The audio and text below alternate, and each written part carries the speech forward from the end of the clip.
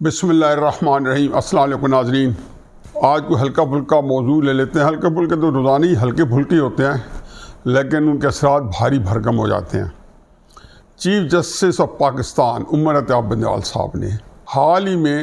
YouTuber سے ملاقات کی۔ اب یہ بھی بہرحال شوق ہوتا ہے ہر ایک کا کہ چیف جسٹس صاحب بادشاہ آدمی ہیں، ان سے مطلب پوچھ سکتا ہے کہ کیا ضرورت پڑی ہے۔ ہم تو جو آج سے دہائیوں پہلے کوئی جو جج کہلانے کے شان نشان ہوتے تھے، وہ تو اخبار بھی نہیں پڑھا کرتے تھے۔ ہم نے یہ سنا کرتا تھا کہ وہ کو بچوں کی تقریب میں بھی مہمان بن کے آتے تھے، مہمان بن کے جاتے تھے۔ میں کئی اعلیٰ عدلیہ کے اور سپریم کورٹ کے ججز کے بے شمار لوگوں سے میں ان سے پوچھ چکا ہوں، ان کی زندگی، ان کے احوال، یہ سارا ہمارے سامنے ہے۔ بہرحال یوٹیوبر سے انہوں نے گفتگو کی، اور یوٹیوبر کی گفتگو میں انہوں نے چند ایسی باتیں کی جو نہ صرف یہ کہ جملہ مترجہ ہے، طبیعت بہت ہی گراں گزری ہے۔ ظاہر ہے وہ چاہتے تھے کہ ان کی بھی کوئی لابنگ ہوئی، ان کی بھی کوئی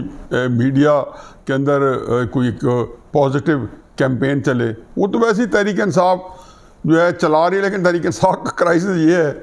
کہ وہ تھوڑا سا بھی عمران خان صاحب کو میں چونکہ بخوبی جانتا ہوں، ایک جملہ بھی آپ کے 99 جملے کی مدح سرائی کے بعد ایک جملہ بھی آپ ان پہ تنقیدی کہہ دیں، آپ کے 99 جملے ضائع ہو جاتے ہیں۔ یہ ان کا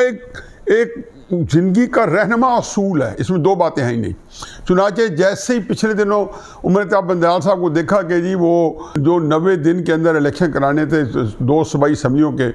اور وہ 14 مئی کو ہونے تھے، وہ ظاہر ہے قصہ پارینہ ہو چکے ہیں، تو تحریک انصاف والے شروع سے پہلے دن سے، اس سے پہلے ہی 2-3 ہفتے پہلے کہنا شروع کر دیا تھا کہ عمر عطیہ بندیال صاحب بکری ہو گئے ہیں، یا یہ ہو گئے ہیں، یا وہ ہو گئے ہیں، اور پھر اس کا کیمپین بھی ان کے اوپر تب سے آنا شروع ہو گئے۔ ابھی بھی یہی حال ہوگا۔ یہ یوٹیوبرس جو ہیں یہ زیادہ تر وہی ہوں گے، مجھے تو پتہ نہیں کون کون تھا ان میں۔ ہم نے تو چونکہ اس کی کارروائی سن رہے ہیں اور سامنے آئی ہے، تو بڑی چشم کشا قسم کی گفتگو یا چیف جسٹس صاحب سے ان کی، اور اس کے اندر کچھ چیزوں کی تردید آ رہی ہے، جیسے کہ اکثر آتا ہے جاوید اقبال صاحب نے انٹرویو دیے جاوید چودھری کو، فلاں کو، جناب باجوہ صاحب نے انٹرویو دیا منصور علی خان کو، جاوید چودھری صاحب کو، اور شاید میتلا کو دیا،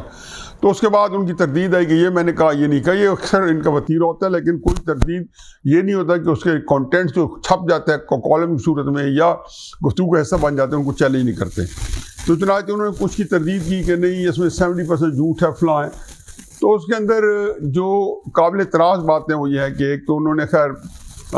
قاضی فائزیہ صاحب کے کنڈکٹ کو ڈسکس کیا، اور مجھے تکلیف ہوئی ہے کہ سینیورٹی میں نمبر 2 جج، جو کہ 2 مہینے کے بعد جنہوں نے سپریم کورٹ کا چیف جسٹس بن جانا ہے، ان کے بارے میں آپ یوٹیوبر کے سامنے کمنٹ کریں اپنے ساتھی جج کے بارے میں۔ اللہ تعالیٰ نے ہمیں یہ دن بھی دکھانا تھا۔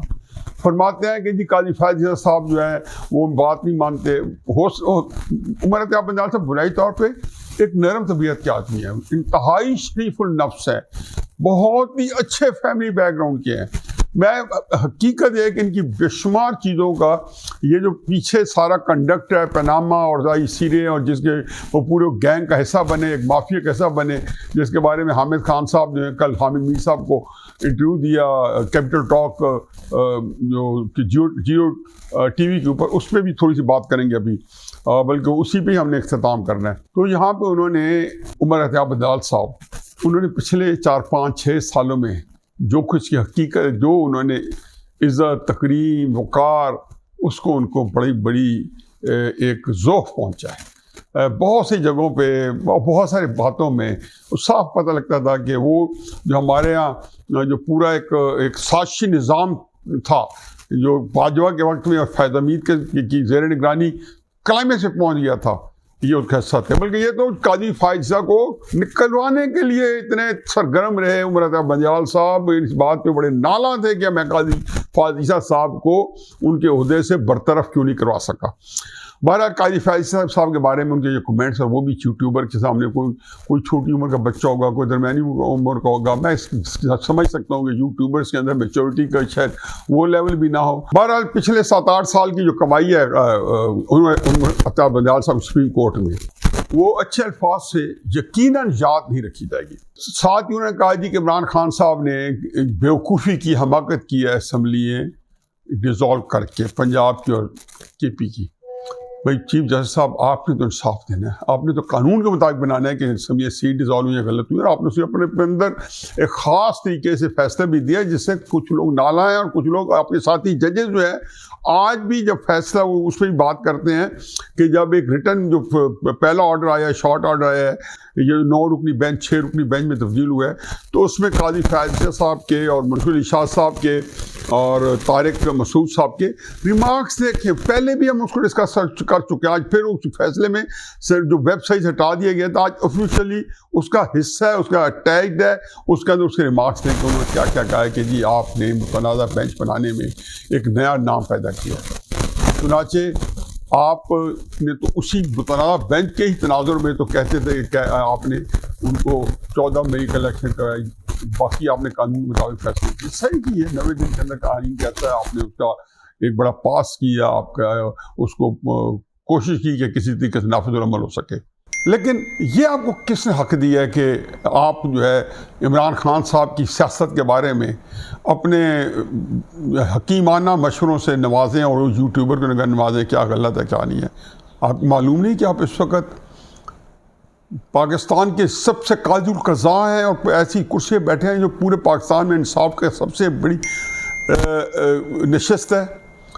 بہرحال یہ اور اس طرح کی بے شمار باتیں ہیں جس کے اندر بہت ذاتی ہوئی, بڑی لمبی چوڑی ہوئی, کچھ کی تردید آ گئی, میں ایسے ان میں نہیں جانا چاہتا ہوں. لیکن مجموعی طور پہ میرے نزدیک یہ میٹنگ ہی ایک جو ہے ایک کوئی اچھا تاثر نہیں چھوڑ کے گئی. پھر قاضی فیاض صاحب کے بارے میں کومنٹ, عمران خان صاحب کی سیاست کے بارے میں کومنٹ, مزید آپ کے کردار کو متنازع اور داغدار کر گئی. آپ نے ان کے بارے میں جو ان کی پسند بتائی, آپ عمران خان صاحب کو گڈ ٹو سی یو تو عدالت میں کہا تھا, جس طریقے سے آپ نے ان کو فزیکل ریمانڈ کے اوپر تھے اور آپ ان کو بیل دے دی اور مرسیڈیزیں گاڑیاں بھیجی, پھر ان کو اپنی پروٹیکشن میں رات رکھا کہ رات پھر نہ اریسٹ کر لیا جائے. یہ ساری چیزیں ہمارے سامنے ہیں. اور ساتھ جو آج فیصلہ آیا ہے اسی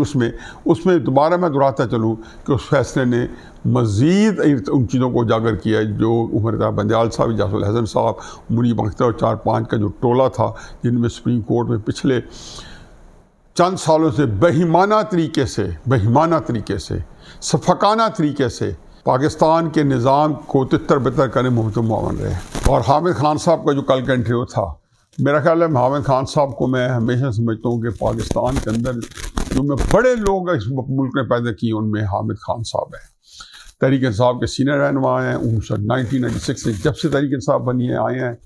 لیکن اپنے اصولوں کے اوپر کبھی بھی عمران خان صاحب کے سامنے ایک دفعہ بھی میں سمجھوتا نہیں کیا. میں ایک حامد خان صاحب میں کسی پورا پروگرام کروں گا کہ یہ ایک بے مثال اور مثالی شخصیت ہے. ان کی کتاب آئی ہوئی ہے, کبھی ان کی کتاب پہ بھی تبصرہ کریں گے, ابھی میں نے اس کو پڑھ نہیں سکا ہوں. خیر ان کے وہ ایڈیشنز آ رہے ہیں. میں نے یہ بڑی زبردست ان کی کانسٹیٹیوشن کے اوپر جو ہسٹری آف کانسٹیٹیوشن جو ہے اس کے اوپر بہت زبردست کتاب ہے. اس میں کچھ مزید انہوں نے شاید اضافے کیے ہیں, اور جو ان کا نئی کتاب آئی ہے وہ میں دیکھ کے بتاؤں گا. لیکن کل انہوں نے بتایا کہ جی وہی بات ہوئی کہ پیان نامہ کے اوپر جو فیصلہ تھا وہ تو پہلے ہو چکا تھا نواز شریف صاحب کو ڈسکوالیفائی کرنے کا, کیونکہ وہ پورے پاکستان کی 70 سال کی سازشی تحریک اور اس کے اندر سارے سیاستدانوں کی بھی جو غلطیاں کوتاہیاں تھیں اور جو ان کی خوبیاں تھیں سب کو انہوں نے اجاگر کیا, اور ایک دریا کو کیپٹل ٹاک میں حامد میر صاحب کے ساتھ کوزے بند کر رکھ دیا. لیکن مجھے ایک دو باتیں کرنی ہیں. حامد خان صاحب کہتے ہیں جی کہ کل انٹرویو میں کہ جی یہ ڈان لیکس کے اوپر یہ فیصلہ کر لیا گیا تھا جب ڈان لیکس آئی تھی. میرا خیال ہے کہ حامد خان صاحب میں تھوڑا سا اور پیچھے چلے جائیں. 2014 میں شاید آپ بھی اس دھرنے میں, اور مجھے تکلیف ہوئی تھی خان صاحب آپ کو وہاں دیکھ کے, میرا خیال آپ گئے تھے شروع میں تو نہیں, کیونکہ آپ کو پتہ تھا کہ وہ دھرنا جو لوگ کر رہے تھے آپ اس سے متفق نہیں تھے, میں اچھی طرح جانتا ہوں. لیکن شاید آپ کو ایک آدھ دفعہ کسی طریقے سے آپ وہاں پہ گئے اور وہاں پہ نظر آئے عمران خان صاحب کے ساتھ کنٹینر کے اوپر. لیکن جو اصل بات ہے کہ یہ جو 2014 کا جو تھا سیاست نے ریاست میں بچاؤ, جو کہ عمران خان صاحب طاہر القادری نے مل کے نواز شریف صاحب کو جس کو وزیر اعظم بنے 1 سال ہوئے تھے اس کی بے خونی کے لیے, اس کو تحقیق کرنے کے لیے, اس کو میمیٹ کرنے کے لیے جو اتنا بڑا کیمپین چلائی. اب مجھے بتائیں کہ اس کا کتوں کو بندہ تھا. تو چنانچہ یہ اس سے بھی ڈان لیکس بھی ایک آگے ان کو مزید مل گیا. یہ میں نے نواز شریف کو نااہل کرنے سے ایسے باہر نکالنے کا فیصلہ 2014 میں ہو گیا تھا. میرے نزدیک اس کی وجہ دو ہے. ایک وجہ تو یہ ہے کہ 2016 کے اندر راحیل شریف صاحب کی ایکسٹینشن آ رہی تھی توسیع ملازمت, جو میں نے کل بھی کہا کہ نواز شریف صاحب کی بدقسمتی یا خوش قسمتی یا ان کی اسٹرینتھ یا ان کی ویکنیس کہ انہیں آج تک کسی آرمی چیف کو ایکسٹینشن نہیں دی. یہ 2019 میں جو دی گئی ہے وہ میرے خیال ہے کہ بتاتے ہیں کہ ان کے ماتھے پہ پستول رکھ کے پارٹی نے ان کو بلیک میل کر کے پریشر میں لا کے اور ان کو ایموشنل بلیک میلنگ کر کے ان سے ووٹ لیا, لیکن انہوں نے کبھی نہیں دی. تو راحیل شریف صاحب نے اس کے لیے یہ سارا کھڑاک دھندا 2014 سے شروع کر لیا تھا کہ نواز شریف صاحب کو کسی طریقے سے پریشر میں لا کے اور پھر اپنے